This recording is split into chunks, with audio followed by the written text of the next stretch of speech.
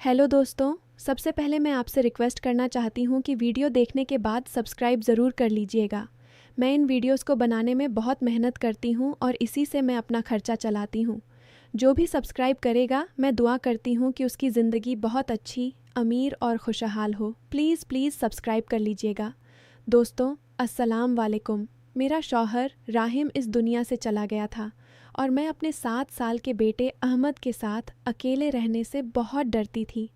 घर तो छोटा सा था, लेकिन खालीपन मुझे रातों को सोने नहीं देता था। राहिम की मौत को अभी सिर्फ 2 महीने हुए थे।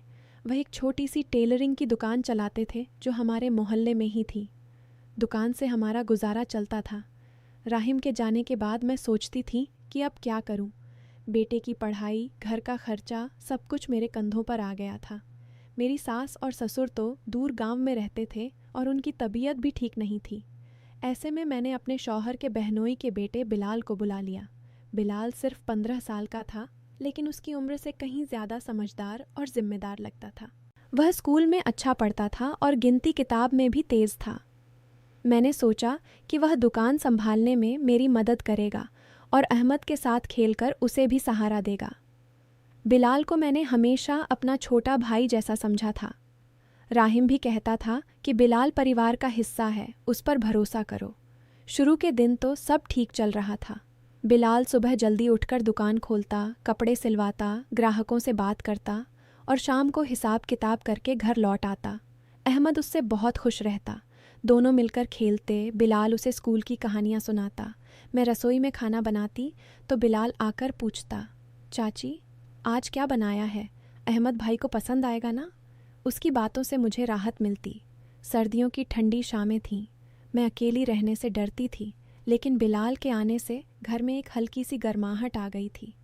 मैं अपनी माँ की पुरानी बातें याद करती। मेरी माँ हमेशा कहती थी, बेटी, शौहर के बाद रिश्तेदारों से थोड़ा सावधान रहना। संपत्ति के मामले में कोई भी भरोसे लायक नहीं होता। तुम अकेली हो, बेटे का भविष्य संभालो। लेकिन मैं उनकी बातों पर ध्यान नहीं देती थी। बिलाल तो अभी बच्चा ही था। वह मुझे चाची कहकर पुकारता और इतना मासूम लगता कि मैं सोचती मेरी माँ गलत सोचती हैं। एक दिन दुकान से लौटकर बिलाल ने मुझे बताया कि आज कुछ अच्छे ऑर्डर आए हैं। चाची, अगर हम दुकान को थोड़ा बड़ा करें तो और मुनाफा होगा। मैं खुश हुई। उसने हिसाब की किताब दिखाई। नंबर ठीक लग रहे थे, लेकिन अंदर ही अंदर मेरे दिल में एक हल्का सा सवाल उठा।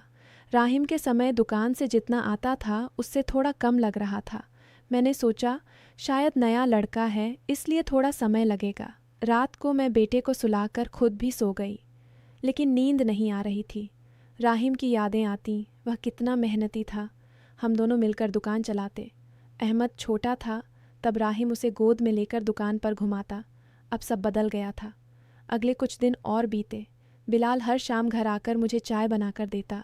कहता, चाची आप थक गई हो, आराम करो, दुकान की चिंता मैं कर लूँगा। उसकी ये बातें मुझे अच्छी लगती। लेकिन एक शाम जब वह दुकान से लौटा तो उसका चेहरा थोड़ा अजीब था। मैंने पूछा, क्या हुआ बेटा, कोई परेशानी? उसने मुस्कुराकर कहा, नहीं चाची, सब ठीक है। बस कुछ अंकल आए थे दुकान पर।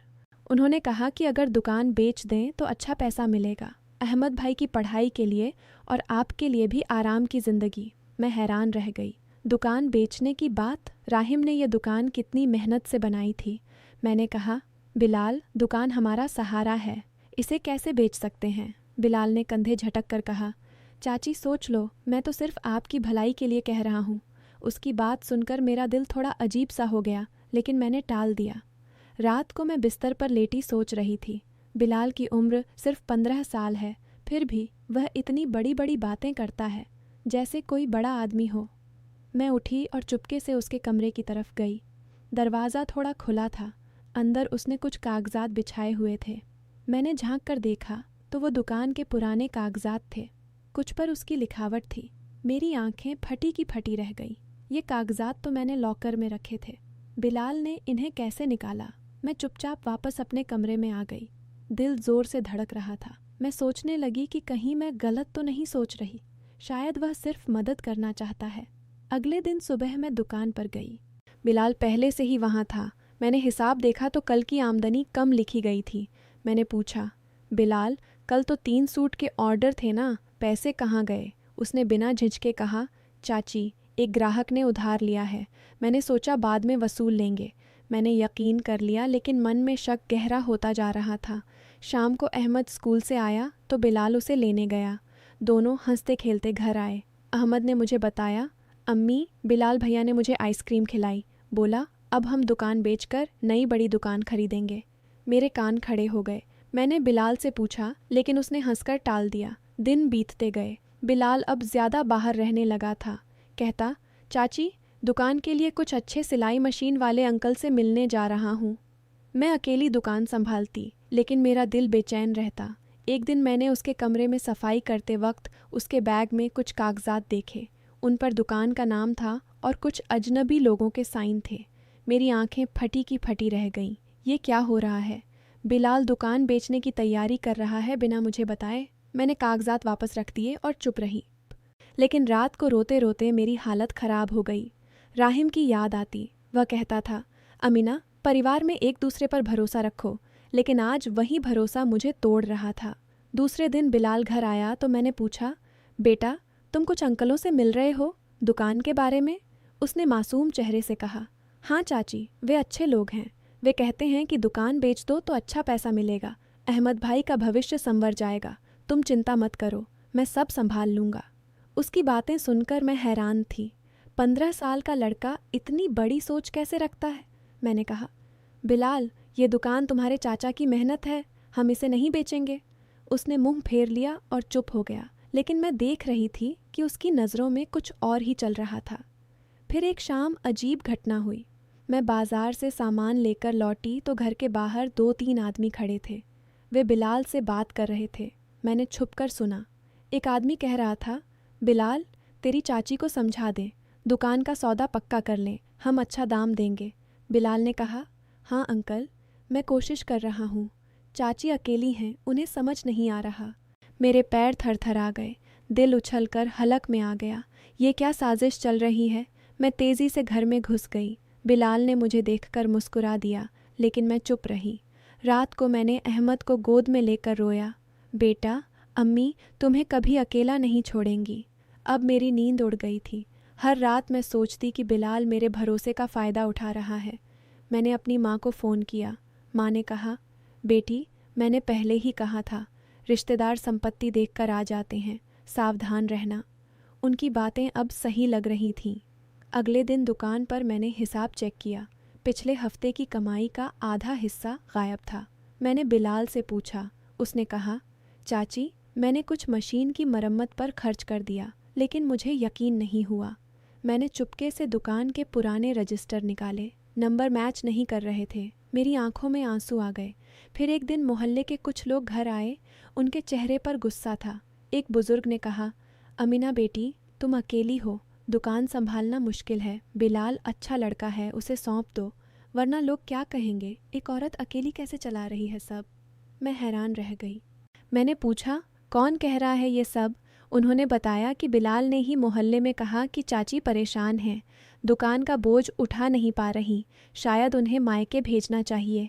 मेरे दिल पर जैसे कोई पत्थर गिरा। बिलाल ने ये सब किया। मैंने दरवाज़ा बंद कर दिया और रो पड़ी। शाम को बिलाल घर आया। मैंने उसे कमरे में बुलाया। बिलाल, तुमने मोहल्ले वालों से क्या कहा? उसने पहले तो इनकार किया, लेकिन फिर बोल पड़ा, चाची, मैं सिर्फ तुम्हारी और अहमद भाई की भलाई सोच रहा था। मेरे माँ बाप गरीब हैं। ये दुकान अगर मेरे नाम हो जाए तो हम सबका भला हो सकता है। उसकी बात सुनकर मैं आग बबूला हो गई। तुम्हें शर्म नहीं आती? मैंने तुम्हें अपने बेटे जैसा रखा और तुमने मेरे भरोसे को तोड़ दिया। बिलाल ने कहा, चाची, मैंने कुछ गलत नहीं किया, बस थोड़ी मदद मांगी। उसकी आंखों में मासूमियत थी, लेकिन अब मैं जान गई थी कि ये मासूमियत झूठी है। उस रात मैंने फ़ैसला कर लिया। मैंने अपने भाई को फ़ोन किया। भाई ने कहा, बहन, तुम चिंता मत करो, मैं आ रहा हूँ, दुकान के कागजात संभाल लेंगे। अगले दिन भाई आए। उन्होंने बिलाल से बात की। बिलाल पहले तो गुस्सा हुआ, लेकिन फिर चुप हो गया। मैंने उसे कहा, बिलाल, तुम अपना रास्ता देखो, यहाँ अब तुम्हारा रहना ठीक नहीं।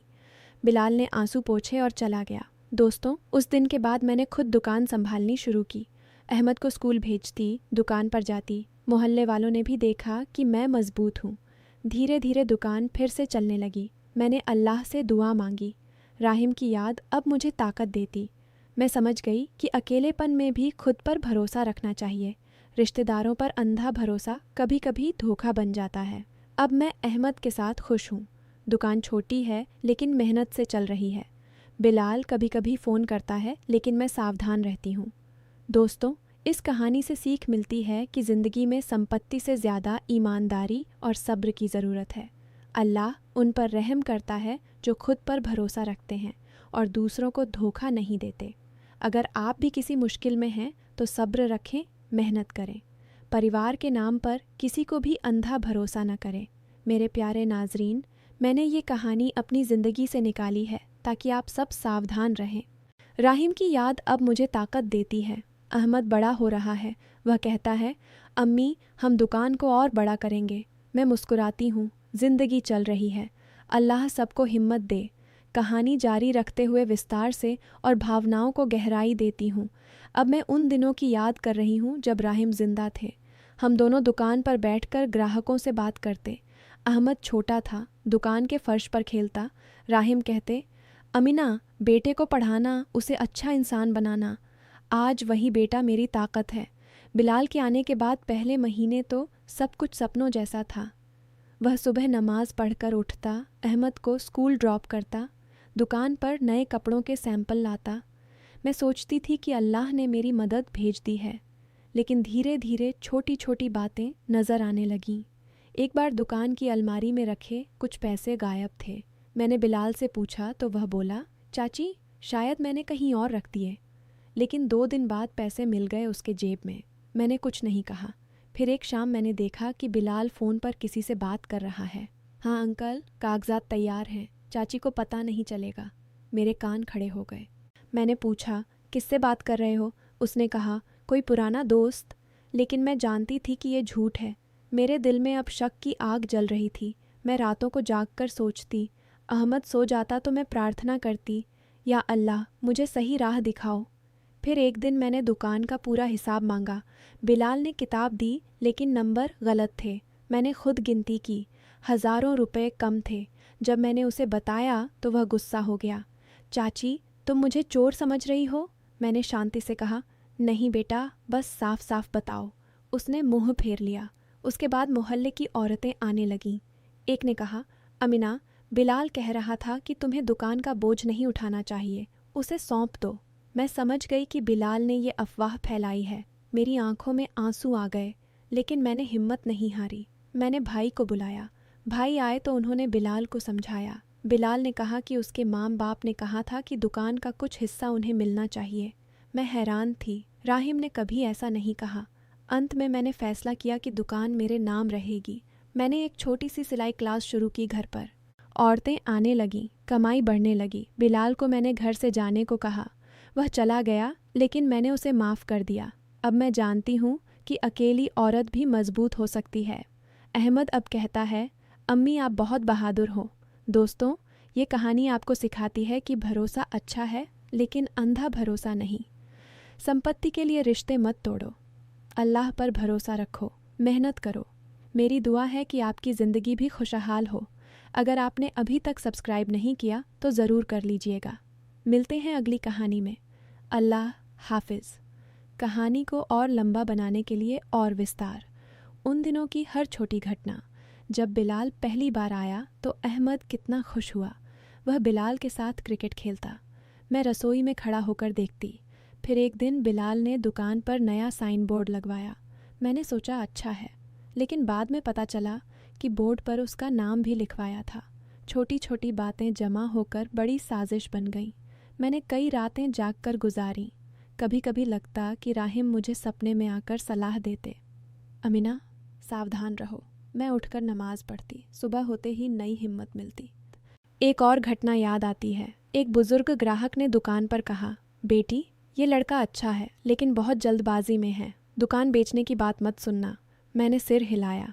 लेकिन बिलाल ने बाद में उस ग्राहक से कहा कि चाची बीमार हैं, उनकी बातों पर ध्यान मत दो। ये सुनकर मेरा दिल टूट गया।